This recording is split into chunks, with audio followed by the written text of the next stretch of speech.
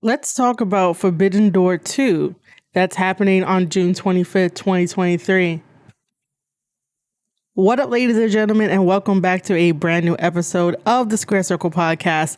I am your host, Marie Shadows, and on this episode, we are doing a prediction podcast episode for Forbidden Door 2.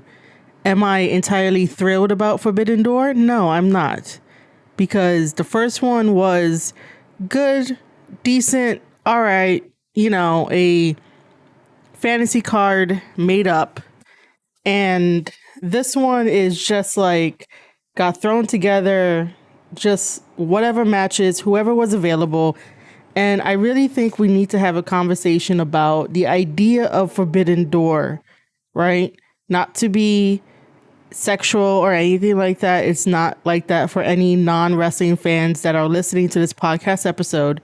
So Forbidden Door was coined by Tanahashi. Tanahashi just said it as a throwaway phrase to describe Forbidden Door of like companies working together. Because in the past, during the territory days, companies always worked with each other and always had their best top guy versus another top guy of another promotion. So it is not unheard of to do big star-studded dream matches in the form of a pay-per-view.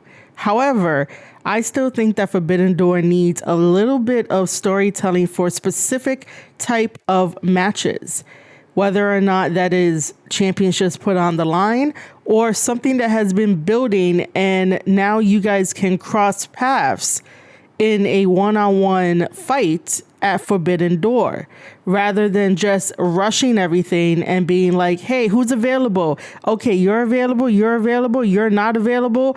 Or if the person was available and was supposed to be there but then drops out. Like, this is why Forbidden Door shouldn't be right after a pay-per-view that AEW has and squished inside just to pass it off as very decent fantasy booked matches. I think that Forbidden Door should be somewhere in September, maybe August or October, November, one of those months where there's not a lot of activity happening.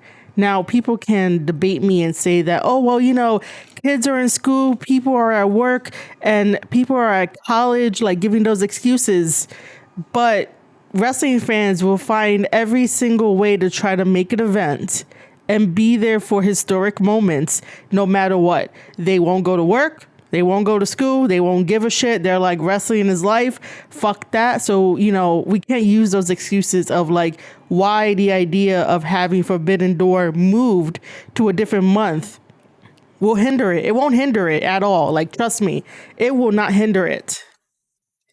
I do think that the wrestling world needs Forbidden Door.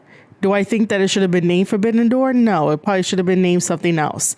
But then again, for some reason, like horniness and wrestling like come together sometimes. It's like mad weird. I know there's people out there with their mind in the gutter when they hear Forbidden Door 2 pay-per-view. Ooh, what could that be? I do think that sometimes we got to change the names of some of the things that we name in the world of professional wrestling. But we're just going to keep it going with Forbidden Door 2 pay-per-view. But yeah, I do think that it will be better to have it in a different month where you could get those big name stars. Like, why the hell is Tamatanga not on this? Why is Hikuleo not on this? Why is Tungaloa not on this? All three of those men are going to be wrestling at the G1 Climax 33 next month, July 15th. So you're telling me that you couldn't get them on the pay-per-view to have fantasy matches with some of the other guys at AEW?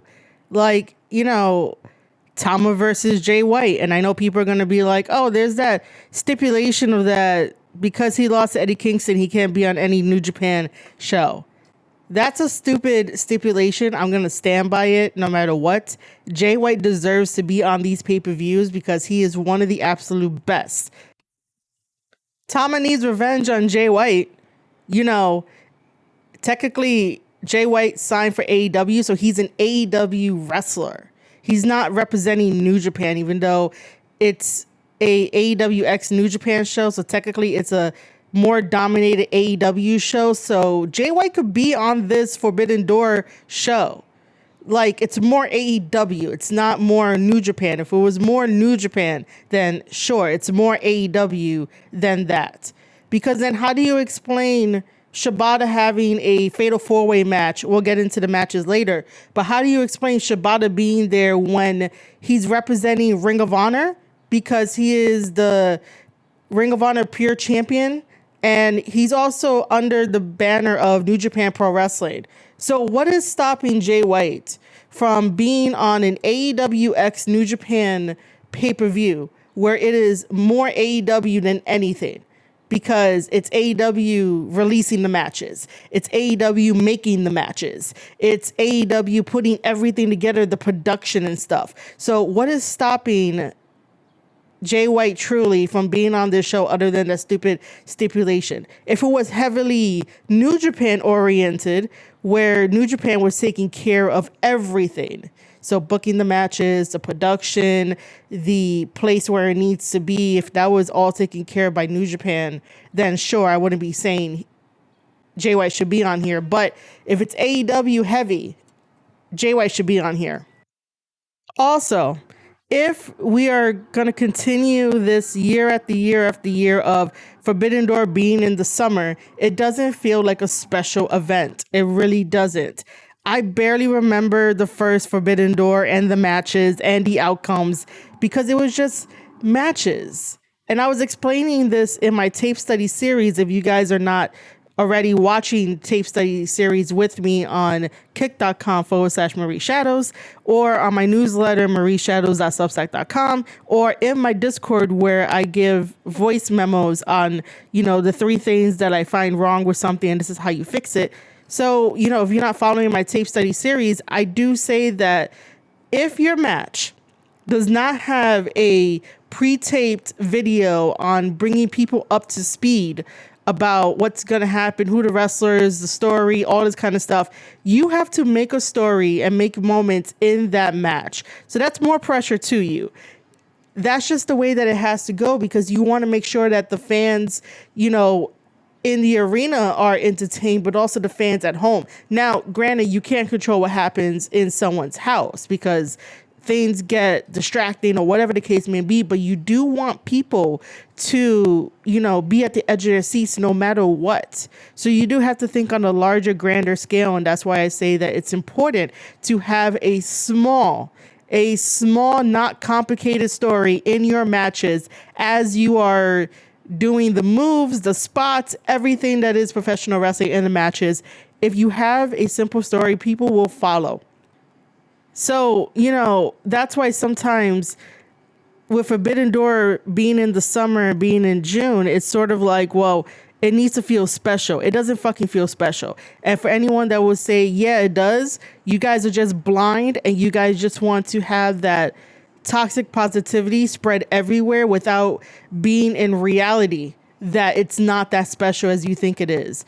For something like this, where it's AEW and New Japan wrestlers coming together for one night, having dream matches, it should automatically feel 100% special, no matter where it is in the 12-month calendar. It should feel fucking special. And, it should feel WrestleMania level special, Royal Rumble level special, Wrestle Kingdom level special, like that level of specialness. It should feel like it no matter where it's at on the calendar. But I could tell you right now, it does not feel like that. And don't give me that shit of like, oh, AEW is only 4 years old and, this is brand new. No, fuck that shit. You got to go big or go home. You can't keep giving excuses, especially when you want to do something where you're introducing the American audiences to a Japanese wrestler and their fan base and having them come over here to the States. Like, it has to feel that fucking important, where every single wrestler on that card is important no matter what. They all have to have that chip on their shoulder. It has to be like bragging rights. Bragging rights, it's okay. Competition is okay. You want to know who's the best in this match. They have to make it feel like it is, the best thing that you have to watch. Like, fuck everything else. You have to come watch Forbidden Door. It does not feel like that at all. And if someone can really substantially change my mind about that, I am open to listen to you. I'm open to listen to your opinion anyway, but it has to change my mind. If it doesn't, I'm just like, yeah, you regurgitate everything that you hear on the internet. There's also another thing that I want to tackle too for the internet wrestling community. I really dislike when supposed fans are like, Forbidden Door is not for you. It is for the hardcore fans. You don't have to watch it. First of all, wrestling is built on the foundation of that we all come together for watching this sport and entertainment theater of an act that we all love, okay? We cheer on wrestlers to almost nearly die. We cheer on wrestlers to almost nearly hurt each other. We cheer on wrestlers that do death-defying shit in the world of professional wrestling because I know I can do that shit. So I cheer this on, but I also make sure that they are safe and sound. But the point is, we all watch this together. We all bitch about it together. And yet then you're like, this is only for the hardcore fans. If you're a casual fan or saying who, it's not for you. Who are you to dictate or gatekeep professional wrestling when you say in the same breath that wrestling is for all, wrestling is for everyone? No. We're not gatekeeping wrestling. We're not doing any of that. If somebody in the IWC, and I know there's a lot of baiters out there, I was going to say clickbaiters, but I guess clickbaiters work too. But there's a lot of people in the IWC that create Twitter posts to get you upset, to get you to retweet them. And they are just doing that for clout, for farming impressions, and you guys take the bait, hook, line, and sinker, and have to say the most ridiculous shit to them and not boost up anybody else that will be like, let's keep it all in kayfabe, guys. Hey, what do you like about Forbidden Door? Cool, you like that? I'm going to tend to disagree, but I'm glad that you like it. There are people out there that will have that type of conversation with you. But when you constantly put the other people up on a pedestal that only do it for clout and engagement and don't contribute to the whole entire ecosystem that is the IWC, you're doing a disservice to you and everyone else, but yet then want to say, oh, wrestling is for everyone. No, stop being a hypocrite. Stop doing that. Stop going after the IWC accounts that do it just to get you upset. Start supporting people that will take the time out of their day to research wrestling, to talk about wrestling, to put it in a positive and realistic light, and that, want to make sure that other people in the IWC are getting their voices heard and having conversations and moving the needle along and leaving everybody who wants to just get clout and anger out of people in the dust. Okay? So the reason why we ask for stories for the Forbidden Door is because there's stories for Wrestle Kingdom. There's stories for Royal Rumble. There's stories for WrestleMania, the biggest pay-per-views of the entire 12-month calendar. Why can't we have a little bit of storytelling with some of these matches rather than last-minute put-together stuff? If you enjoy last-minute put-together stuff, you need to be going to your local wrestling promotion and supporting your local wrestling promotion, because I can guarantee you that the local wrestling promotion puts matches together at last moment. And you're like, cool, I'm going to enjoy the match, but I'm just here for having a fun time. The Forbidden Door pay-per-view needs to be on that star power level. It can have all the names in the world, right? But if the story is not there, then what's the point of me spending the money to watch it? Other than the big names. I need something a little bit extra to be like, all right, it is worth the $50 that it is. But getting back to the point of we're not gatekeeping professional wrestling here and why we need stories. The point overall is that wrestling should be for everyone. There are people that will take advantage of other people's angers. You guys got to get that shit in check.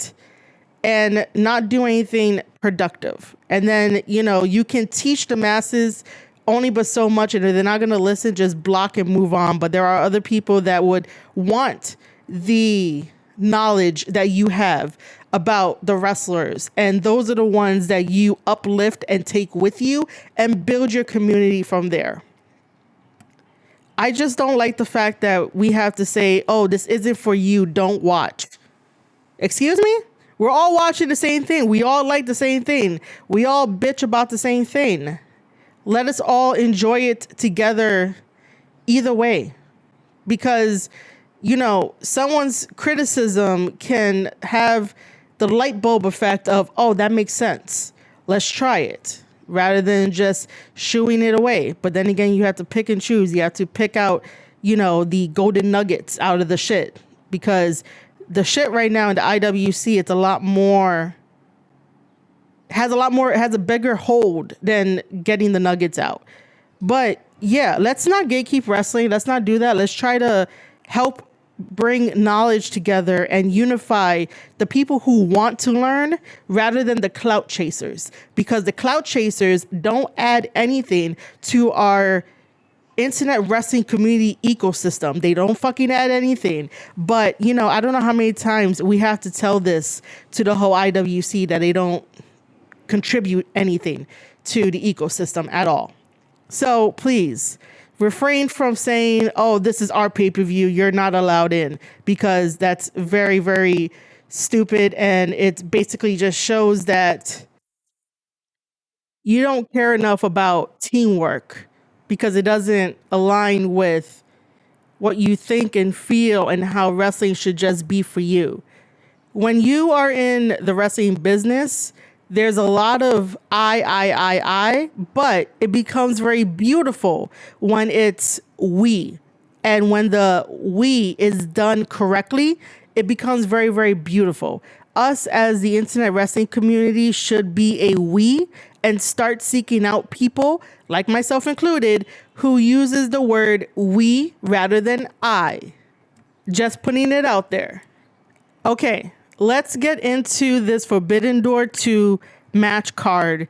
And this is what I have so far. If any other matches get added between now, 6/23 until 6/25, we'll talk about it in an after review, or you'll see me on other podcast shows, and I'll talk about it there. But for now, these are the matches that we're going to go over. I guess let's talk about our two main events, if they're going to be the two main events. It is Bryan Danielson versus Kazuchika Okada. You guys know I have a hard time saying Okada's first name, but I got it. So this match is a dream match, supposedly. Like, it's not one of my dream matches. I don't really care too much about Bryan Danielson at this moment. Like, I really don't. There's nothing that can bring back my really high enthusiasm for him when he was the American Dragon during Ring of Honor back in the day, like super back in the day, because I got the chance to see him live a couple of times when Ring of Honor was around back then, like really back then. And then I think I saw him a couple of times maybe in WWE during like WWE live events. Okada, he is the Rainmaker. He is the top dog no matter where you go, and he's definitely the one that people talk about, especially with him versus Kenny Omega. That series, everyone talks about Okada. Okada currently is in his fuck them kids state. And he's one of the guys right now that's like, don't you fucking step up to me, because I'm gonna fucking beat the shit out of you type. And I'm fucking loving it. However, this match, like I said, is not my dream match. It's gonna be a fantastic match. Bryan is gonna do the same shit that he always does. Okada is probably gonna do the same stuff also, but maybe do some different things in this match. I really want to see who's gonna come out on top. You need to have Okada win. There is no if, ands, or buts in this one. Like, Okada needs to win this one.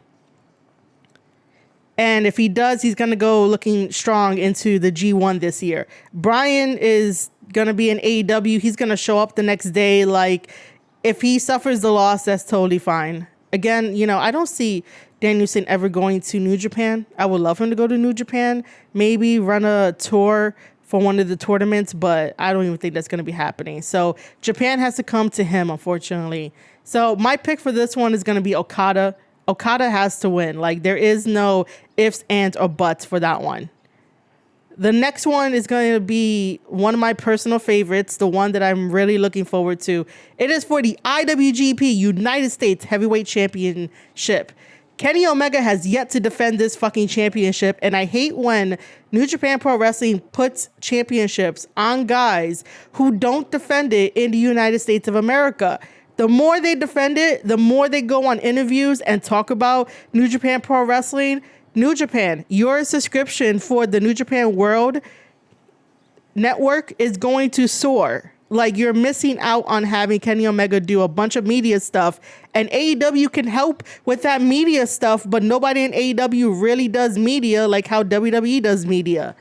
Kenny Omega is facing Will Ospreay. This is Kenny Omega versus Will Ospreay Part 2. If you guys heard my first review of their match back at Wrestle Kingdom, I really hated the fact that Ospreay lost that fucking match. I really did, because I knew that Kenny was going to be stuck with the title. Kenny wasn't going to do shit with the title. And it's like, New Japan, stop trying to live in the past, making Kenny Omega relevant, because let's face it, his time has come and gone. He was great in Japan for 10 years, but giving him the belt and not having him be the workhorse that he once was is not doing anybody any favors. And for AEW to not even showcase the belt as much is also like criminal, man. Like, seriously. So what are we doing here? Like, what are we truly doing here when New Japan gives some of these stars the championship belt? It may sound like I'm angry. I'm probably just frustrated that, like, every time this happens, it's like it doesn't benefit no one when something is shielded away, when something is not as the forefront as it should be. Will Ospreay, I respect Will Ospreay. I love Ospreay. Ospreay put on some very, very good matches. He has a very good work ethic as well, and he has a huge, fantastic heart for this business. I need Will Ospreay to get that IWGP United States Heavyweight Championship back and go into the G1 Climax 33 as a fucking champion and represent the United Empire like no one else can. I'm really hoping that Ospreay wins this match against Kenny Omega, and I'm also hoping that Don Callis stays the fuck away from Will Ospreay. Don, stay the fuck away from Ospreay. Do not break up or enter United Empire. Do not do that. We do not need you. When I say we, I mean the United Empire. We do not need you at all. So Don, stay away from Will Ospreay. Stay away from the United Empire. The United Empire is already suffering the fact that Dan Maloney betrayed them and Aussie Open signed with AEW, even though everyone has given them praise and everyone has said congratulations. Congratulations are definitely in order for Aussie Open to sign with AEW, but I still feel like that was an underhanded tactic, the way that it fucking happened. The way that it happened, like, I don't appreciate it. So I'm just going to say that do not break up the United Empire. Do not put any more wedges inside the United Empire. They are still recovering, and they need to recover. So this is why I don't want Don nowhere near Will Ospreay or the United Empire. However, for this match, like I said, I need Will Ospreay to win, and I need him to bring the IWGP US Heavyweight Championship back to New Japan Pro Wrestling and enter in that G1 Climax 33 stronger than ever. Next, we have this 10-man tag at Forbidden Door. The Blackpool Combat Club, which consists of Wheeler Yuta, Jon Moxley, Claudio Castagnoli, teaming up with Shota Umino and Konosuke, taking on the Elite, which is Hangman, Matt and Nick Jackson, with Eddie Kingston and Tomohiro Ishii. For the record, guys, the way you pronounce Ishii is Ishii. No Ishii, just Ishii. That's all you have to say. Ishii. Do not say Ishii during Forbidden Door. It is just Ishii.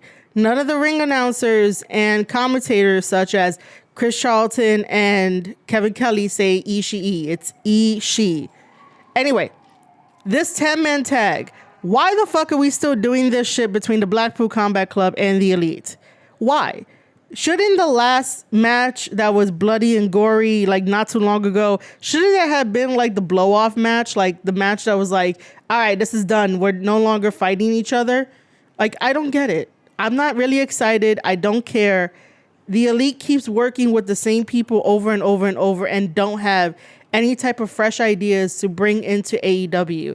And you need to have fresh ideas and fresh opponents and build up the AEW pillars, but it's the same fucking shit. Jon Moxley is probably going to bleed in the first second of this match anyway. And I also need Shota Umino to move away from Jon Moxley because Shota Umino is an amazing wrestler. He is an amazing wrestler. He has an amazing look. He reminds me a lot of like Tanahashi. And he needs to find his own character. He can't go off the tail of Jon Moxley. Like, I hate it. I really do, man. Shota, get your own character, man. Sticking with Jon Moxley is not really going to fucking help. It really isn't. As for who wins, I don't really care. Now we have CM Punk versus Kojima. First of all, for years, Kenta has been wanting to fight CM Punk. Lately, he has been changing his tune because he wants the right amount of money in order to face CM Punk at Forbidden Door. Kenta is not wrong in this. But I will say this, and there have been other people in the IWC who have said the same thing, that people want Kenta versus CM Punk because they think that Kenta is probably going to be that maybe 2016-ish era Kenta, the one that they all fell in love with, like, you know, Kenta. But for those of you guys that don't follow New Japan Pro Wrestling and you guys didn't watch Wrestle Kingdom, it should have been Wrestle Kingdom, and it was Kenta versus Tanahashi in a hardcore match. Tanahashi was refusing to do that match because Tanahashi does not do hardcore matches. But Kenta was insisting, and he insisted, and got his way. During that match, Kenta took some pretty bad fucking falls in that hardcore match. After that hardcore match, Kenta is not the same. I can tell you for a fact that Kenta is not the same. I feel for him. I want to give him lots of hugs, and I just want to know that he's okay. But, you know, Kenta is not going to fight in these matches the same way that Kenta does. Ever since that match, the hardcore match, if you watch Kenta matches now, you know something is off. And I'm like, if Kenta ever decided to retire, that'd be okay. Kenta has nothing left to prove. Kenta's amazing. He's one of my favorites. I'm glad that I got the chance to watch Kenta live in Ring of Honor back in the day when they came to the Manhattan Center. I am so happy for that. One day I would love to interview Kenta, you know, just to talk about his matches and stuff like that. And by the way, if you guys have not checked out Kenta versus Loki, you guys should check that out. And, you know, you'll see there's a difference in the Kenta that we have now, and that's all thanks to the hardcore match.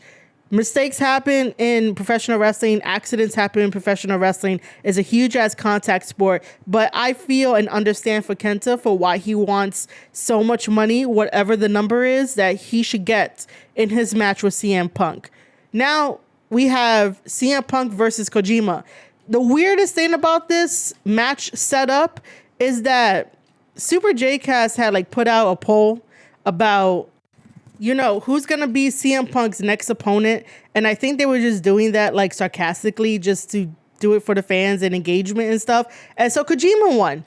And then all the dirt sheets are going through their timelines because, you know, the news is slow and stuff. So they just go and take it and report it as, oh, these are potential pitches for CM Punk to face. And then this one just happened to be the lucky one picked out, and Tony Khan ran with it.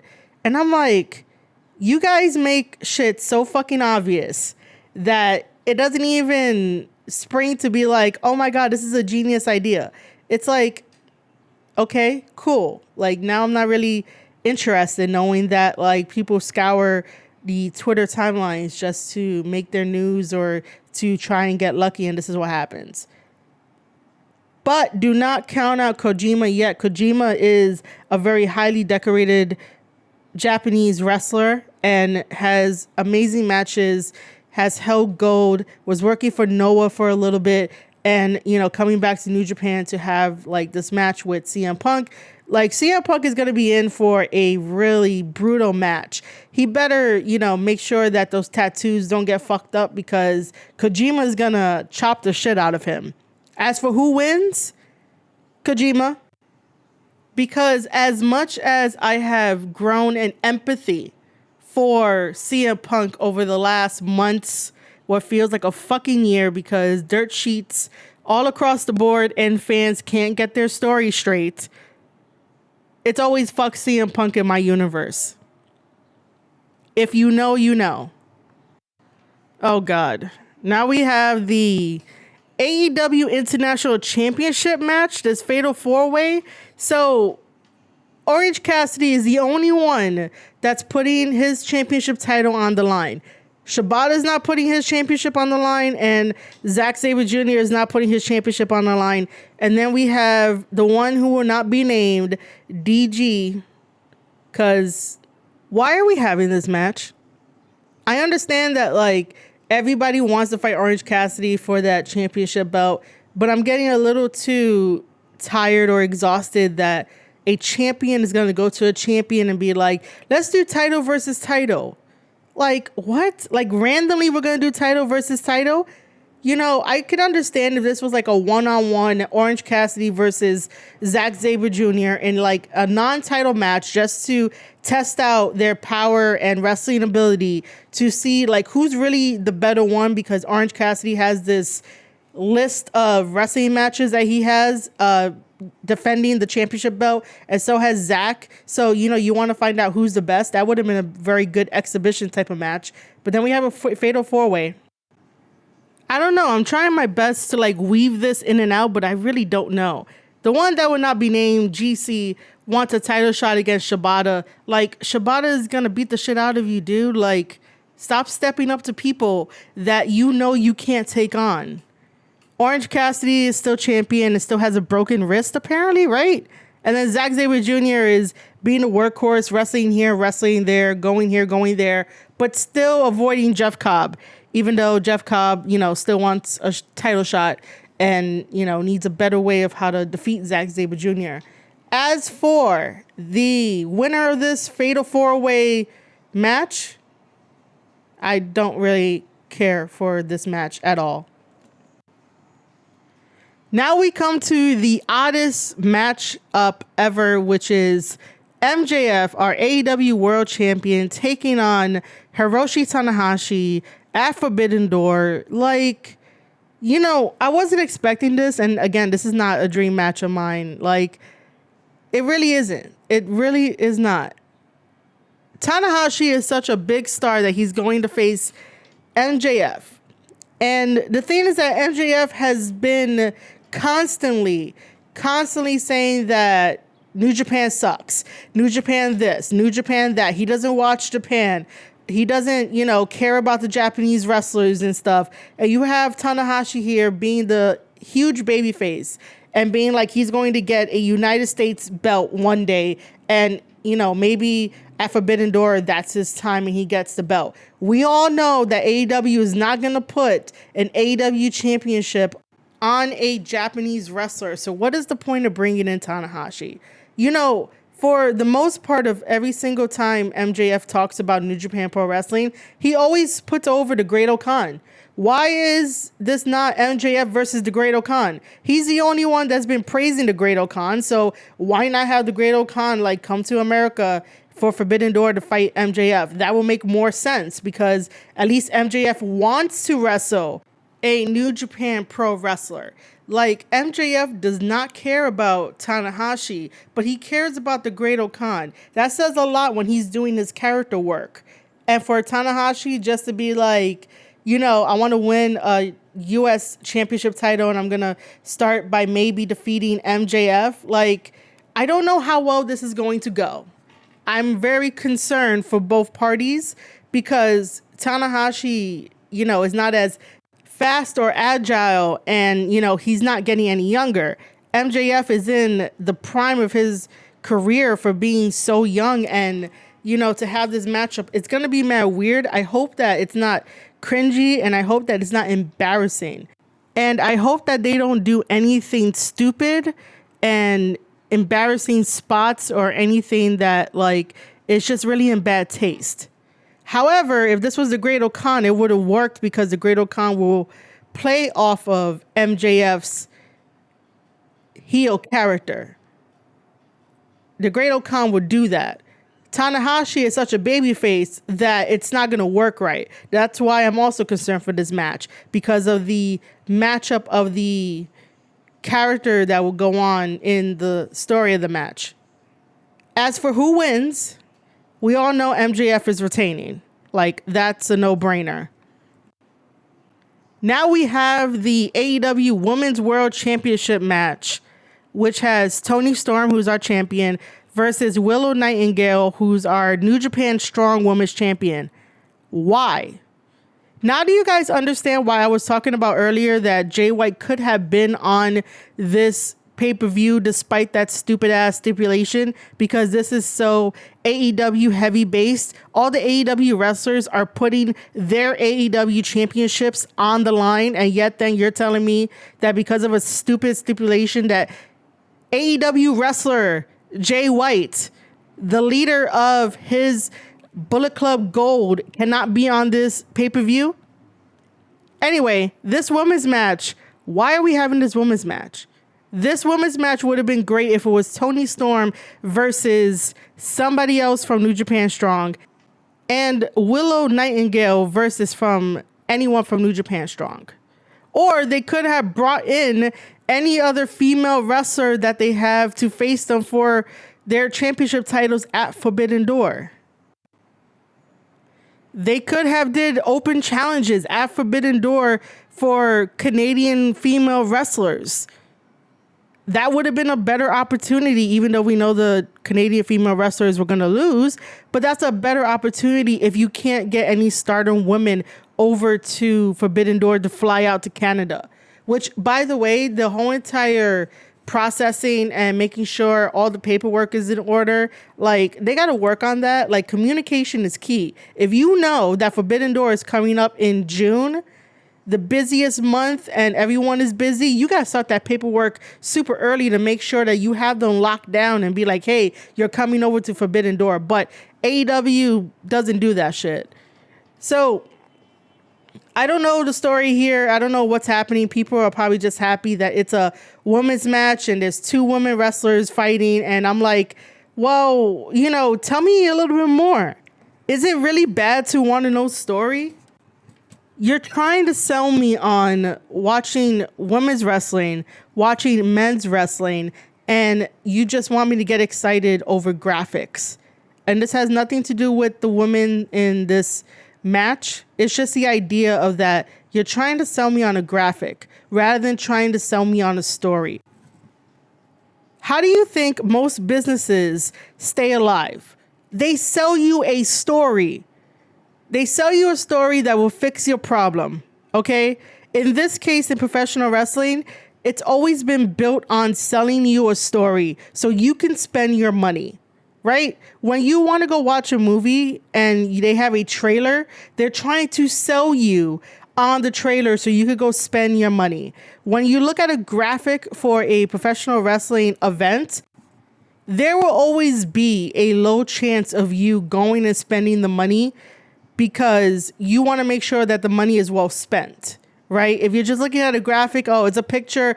All right, you might get, let's say, 8 out of the 10 people that look at a graphic to go watch that wrestling event, and you missed out on $40, right? Because a ticket is like $20 for local terminology and shit. Just follow me here.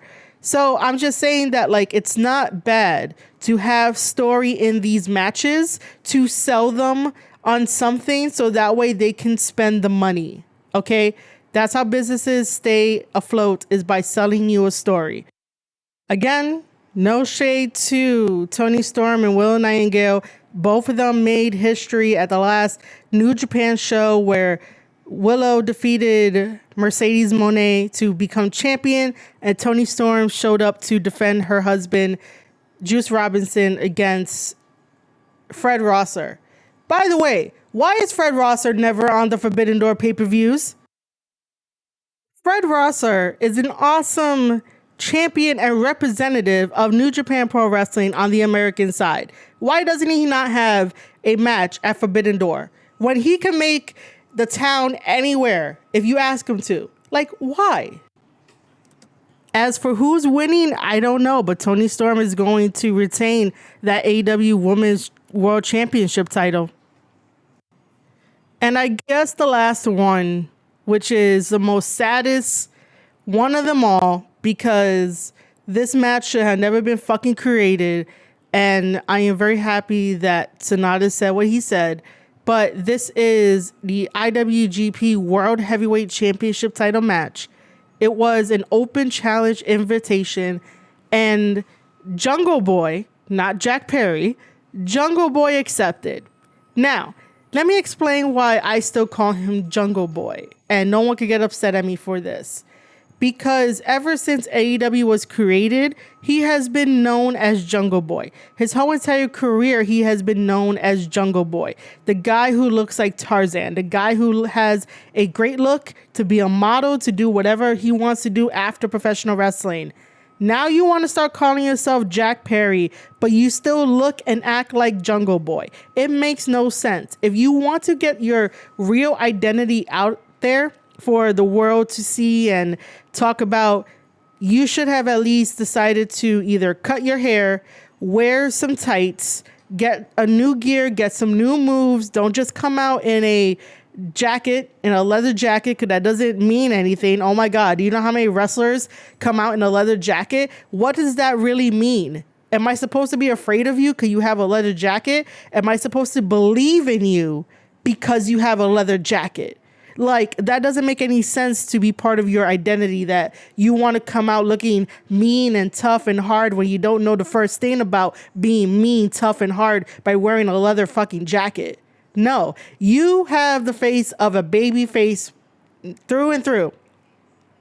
There is no changing of that baby face unless you do something drastic by getting some piercings, cutting your hair, making sure that, like, you know, no wrestler can outmaneuver you or something like that, and you take everything seriously, and you believe in your heart of heart that you are Jack Perry and you are no longer Jungle Boy, and the people who have bestowed the name Jungle Boy on you was just looking to get a very good laugh, and this is why you decided to change to Jack Perry. Now that's a story that I can definitely follow. However, the recent comments that Jungle Boy made about, like, not wanting to do promos for 30 minutes, or he just wanted to get into wrestling because it was cool, that doesn't sit right with me. Now, I understand that wrestling is cool, we all love it and stuff, but you have to take it seriously. If you don't take it seriously, you're gonna get hurt. You shouldn't be in the business. You could do commentary, you could be a camera guy, you could do whatever you want, but if you don't take it serious and you just want to get into it for fun, it really isn't for you. And then for Tony to push Jungle Boy into this match, you made a really bad mistake, because Sanada is going to embarrass him. Jungle Boy is gonna hold his own against Sanada, but Sanada is a very good wrestler, and people have been shitting on Sanada's title reign.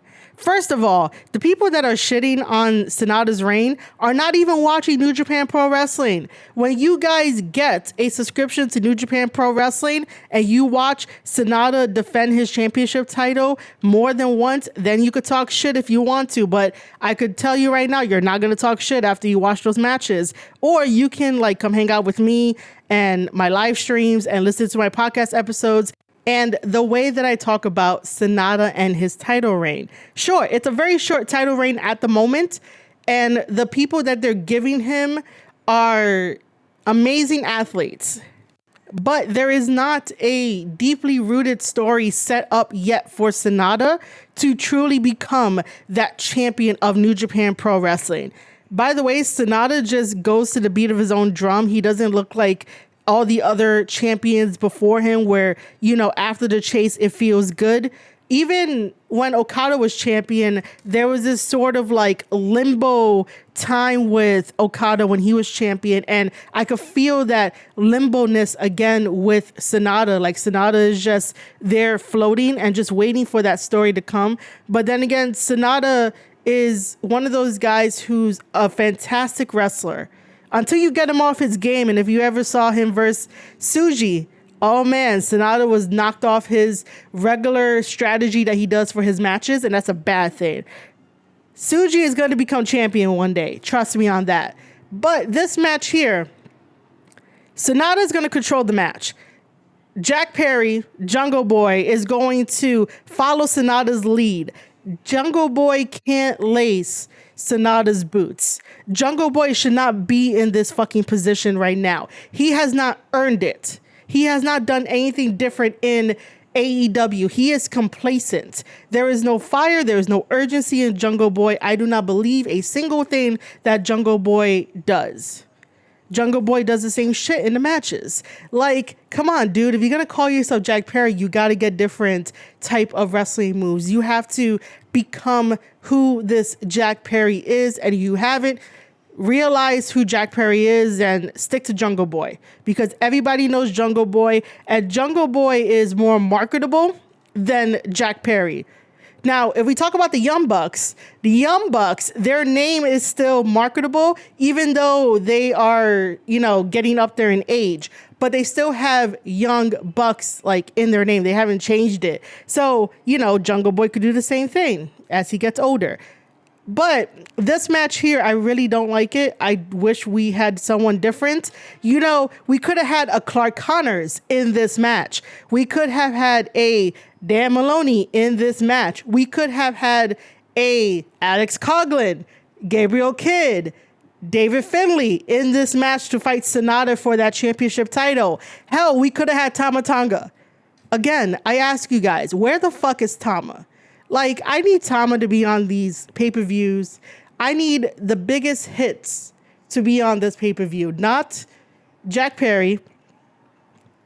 Christian could have challenged Sonata for the IWGP World Heavyweight Championship title. Anybody but Jack Perry, because it makes no sense. And after those comments, I would have been like, bro, you're going to be in the doghouse for a little bit. Like, you can't say you're a wrestler, want to represent AEW, and still try to pass it off as like, oh, well, I'm still going to do what I want to do. Like, no, dude, like, you just embarrass yourself, embarrass your company, and embarrass wrestling by being like, oh, I don't want to do promos. I don't like doing promos. I don't need 30 minutes for that. I'm not going to be at MJF. No one is telling you to go out there and do a 30-minute promo like MJF. MJF can do it because that is his character. Jungle Boy never really needed to talk. Maybe Jack Perry needs to talk, but Jack Perry doesn't have to do 30 minutes. Jack Perry can do like 5 minutes to get his point across. It's the same way of us having a conversation. Think of that. You're having a conversation with your best friend, and you could turn that into a fucking promo. Even if the conversation is like 5 minutes and you want to know about your friend's day, and your friend is like, yo, I never noticed that like the sky is blue and like not cloudy. And then like your friend is like, what are you talking about? It's cloudy over here. And you get into an argument. Bam, fucking promo. It's not that difficult, kid. Like, learn some shit. Okay. Jack Perry versus Sonata for this IWGP World Heavyweight Championship title is probably going to be decent, thanks to Sonata. Am I thrilled? Absolutely not. Because there are way more higher caliber guys that could have been in this fucking spot. I'm just saying that. Maybe I'll understand it after the fact, but there should have been different people because it was an open challenge. And then Jack Perry just put himself in there like, what? No. So the winner for this match is definitely going to be Sonata. Sonata's the IWGP World Heavyweight Champion. He has to fucking win.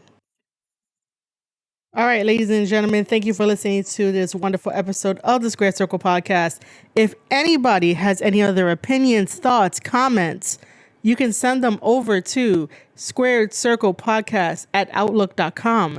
You can also leave a voice message inside my Discord. The link to the Discord will be down in the description below. You got to make sure you got to leave it in the hotline section so that way I can listen to it and maybe play it on the next episode and talk about it. But yeah, if any of this got you upset or you want to comment or you want to further elaborate, by all means, drop me a email, voice message. You could also find me on Twitter at Marie_Shadows. Make sure to sign up to my wrestling newsletter, which is an extension of everything that I do here and live streaming. So head over to marieshadows.substack.com and sign up. When you sign up, you could get 15% off for 1 year.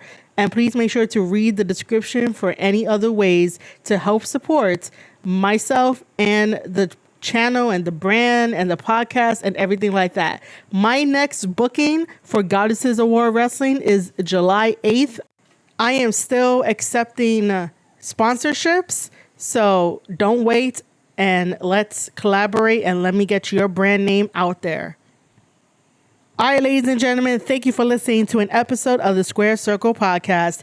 I am your host, Marie Shadows, and I'll see you guys on the next one.